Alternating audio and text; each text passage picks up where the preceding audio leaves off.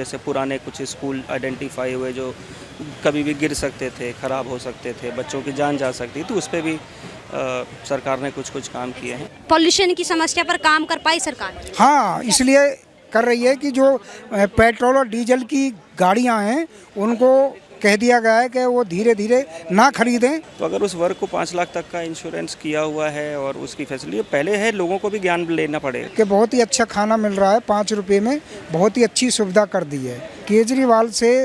तो अच्छी रेखा गुप्ता जी हैं। क्या नाम होगा सर आपका? मेरा नाम देवेश है, कहाँ के रहने वाले? मैं यहाँ दिल्ली का रहने वाला हूँ। क्या लगता है सर, अभी जो जब से सरकार बदली है तब से क्या लगता है कुछ बदलाव हुआ है, कुछ काम हुआ है? हल्के फुल्के काम तो दिख रहे हैं, लेकिन बहुत मेजर जो काम होना चाहिए वो तो नहीं दिख रहा है। हल्के फुल्के क्या काम दिख रहे हैं? जो पानी का जमाव होता था, अभी 1-2 जगह हमने देखा जो पहले बहुत लंबा हो जाता था, वो इस बार लगता है कुछ काम हुए हैं, तो पानी का जमाव नहीं हुआ है। और कुछ एक चीज़ें जो होनी चाहिए शिक्षा के क्षेत्र में, जैसे पुराने कुछ स्कूल आइडेंटिफाई हुए जो कभी भी गिर सकते थे, ख़राब हो सकते थे, बच्चों की जान जा सकती, तो उस पे भी सरकार ने कुछ काम किए हैं। लेकिन काम बहुत ज़्यादा हैं और भी करने पड़ेंगे, इतने से होगा नहीं। जैसे तमाम जो छोटे छोटे वादे किए थे, जैसे अटल कैंटीन बनाने की बात की थी, आयुष्मान कार्ड देने की बात की थी 70+ लोगों को, और आपने देखा होगा और भी कई योजनाएं उसमें सम्मिलित थी, जैसे आरोग्य मंदिर बनाने की बात की थी कि वहीं सारी सुविधाएं दी जाएंगी, सारे टेस्ट किए जाएंगे। लगता है कि ये धरातल पर सक्षम हो पाई हैं? देखिए, एक तो ये मैं देख रहा हूँ कि जिस तरह से बाकी राज्यों में भी जहाँ पे इस पार्टी की सरकार आई है, वहाँ पे कुछ एक्टिविटीज़ जो बहुत सालों से बंद पड़ी थी वो हुई थी। तो उम्मीद तो ज़रूर कर सकते हैं कि अगर वादा किए हैं तो यहाँ पे ये चीज़ें होनी चाहिए। आयुष्मान कार्ड अभी बांटे हैं, मतलब ऐलान कर दिया है, लोग ले भी रहे हैं कई लोग, तो उससे क्या फ़ायदा मिलेगा लोगों को, क्या लगता है? भाई, आपका एक वर्ग है जो आज भी मेडिकल फैसिलिटीज़ उस स्तर पे नहीं पा रहा है, जो एक मिडिल क्लास भी अगर पा लेता है। तो अगर उस वर्ग को 5 लाख तक का इंश्योरेंस किया हुआ है और उसकी फैसिलिटी पहले है, लोगों को भी ज्ञान लेना पड़ेगा। लोग भी सोचते हैं आप घर में सोए रहोगे और सबको आपके आम के पेड़ के नीचे मुंह खोल के बैठेंगे और आम वहीं गिरेगा, ये नहीं होता है। लोगों को भी आगे आना चाहिए। अगर आयुष्मान कार्ड है तो क्या हम जाते हैं?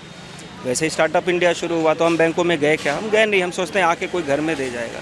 तो देश के नागरिकों को भी थोड़ा जागरूक होने की ज़रूरत है। सरकारें किसी भी पार्टी की हों, वो अपना काम करती हैं, कुछ गलत, कुछ सही, कुछ अच्छे, कुछ बुरे, लेकिन हाँ, लोगों को जागरूक होने की भी ज़रूरत है।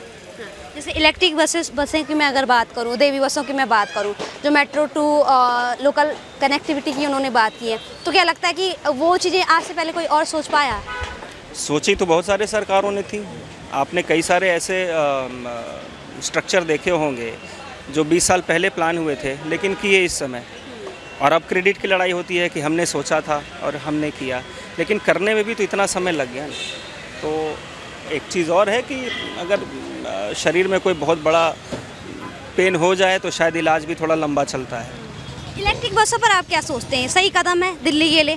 देखिए, इलेक्ट्रिक बसेस किसी भी शहर के लिए सही चीज़ें हो सकती हैं। यहाँ पे मेट्रो भी जिस हिसाब से चलता है, अभी तो बहुत सारे शहरों में धीरे धीरे आना भी शुरू हुआ है। लेकिन अगर आर्थिक रूप से देखा जाए तो सेमीकंडक्टर इंडस्ट्री का असर इन इलेक्ट्रिक बसेस के प्रोडक्शन पे भी पड़ेगा over a period of time. तो ज़्यादा से ज़्यादा अगर मेट्रो के सर्विसेज को बेहतरी की जाए और उसके नेटवर्क को चौड़ा किया जाए, तो मेरे हिसाब से इलेक्ट्रिक बसेस की उतनी ज़रूरत भी ना पड़े। अच्छा, अगर मैं बात करूं कि जैसे पॉल्यूशन की अगर बात करूं मैं, तो रेखा गुप्ता कह रही है कि ऑक्सीजन पार्क को बनाने की बात कर रहे हैं, गार्बेज सिस्टम को हटाने की वो बात कर रही हैं। तो लगता है कि इन पर काम हो पाएगा, या गार्बेज के जो ढेर हैं वो मर्ज हो रहे हैं, कम हो रहे हैं, या ऑक्सीजन पार्क जो उन्होंने ऐलान किया है वो योजनाएं सक्सेस हो पाएंगी दिल्ली जैसी धरती पर? देखिए, हम रूट कॉज तक पहुँचे नहीं। चाहे पिछली सरकारें थीं जिन्होंने 3 साल काम किया, या उसके पिछली सरकारें ने पूरे टर्म जिन्होंने काम किया, आपको रूट कॉज आज भी नहीं पता है कि पोल्यूशन क्यों है। आप ऑड इवन कर लो या 15 साल वाली गाड़ियों को बंद करा दो। आप जब जिसकी पीओसी चेकिंग आप हर साल करा रहे हो, फिर उसको बंद कराने की ज़रूरत नहीं है। एक्चुअल रीज़न हो रहा है जो कंस्ट्रक्शन चल रहे हैं उसमें से बहुत जगह अवैध कंस्ट्रक्शन हो रहे हैं, नियमों का पालन नहीं हो रहा है।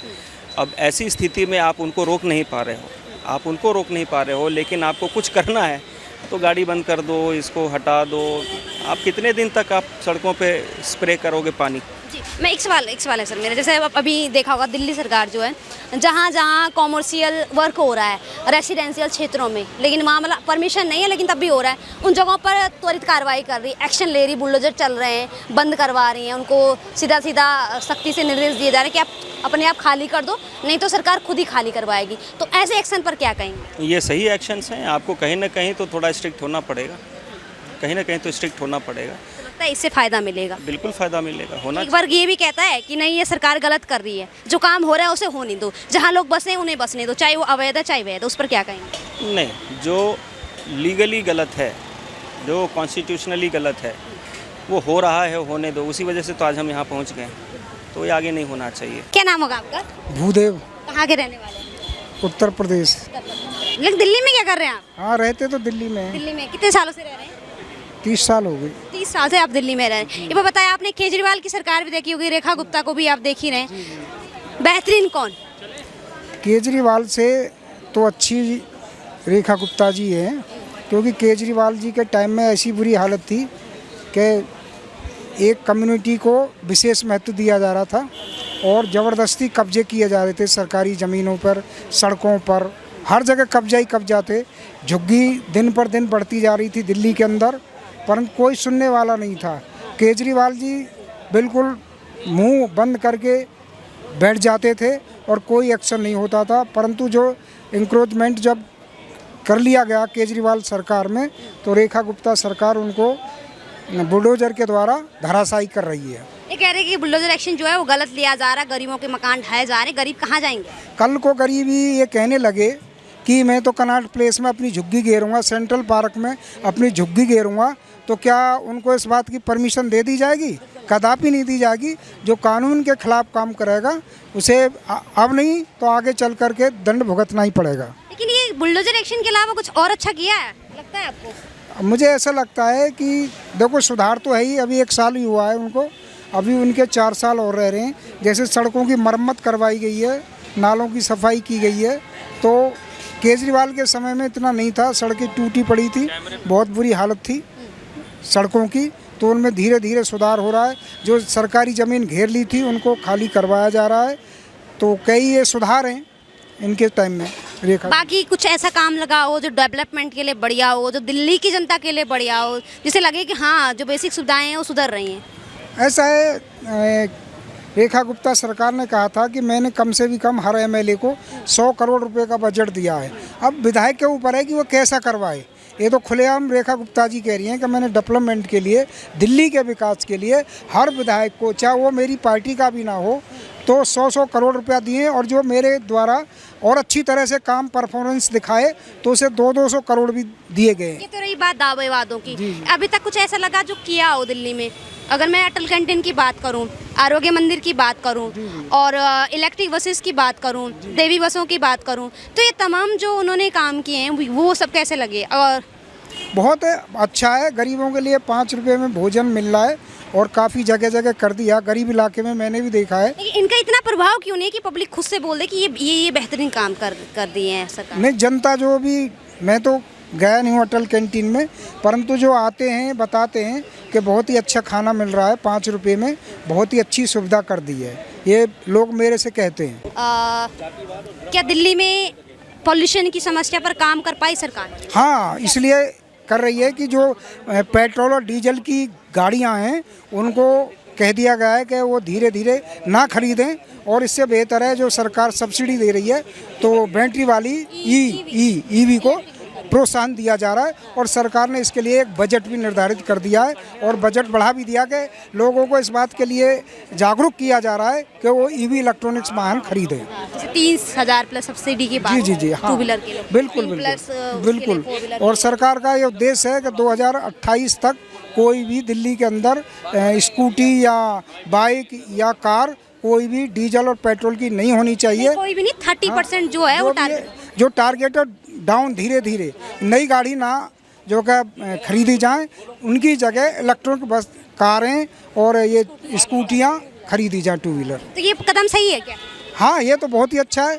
इससे और भी है कि जहाँ कूड़ा करकट जलाया जा रहा है उन पर सरकार को रोक लगाना चाहिए। एक दिल्ली में बड़ी एक समस्या सबसे बड़ी एक है कि जहाँ पर कॉलोनियाँ ना वैसी अनडेवलपमेंट कॉलोनियाँ हैं, वहाँ पर कबाड़े का काम बहुत बड़े स्तर पर किया जा रहा है। सरकार को कबाड़े का काम बिल्कुल बंद कर देना चाहिए, और क्योंकि वो कबाड़े का काम भी करते हैं और वहाँ पर जलाते जो कूड़ा चाह रहे हैं कि ये प्रोफेशनल तरीके मतलब लीगल तरीके से लीगल तरीके से होना चाहिए। और जगह जगह जो खुले हुए हैं ना, ये जितने भी खोल रखे हैं वैसी कॉलोनियों में, तो इनको बंद कर देना चाहिए सरकार को।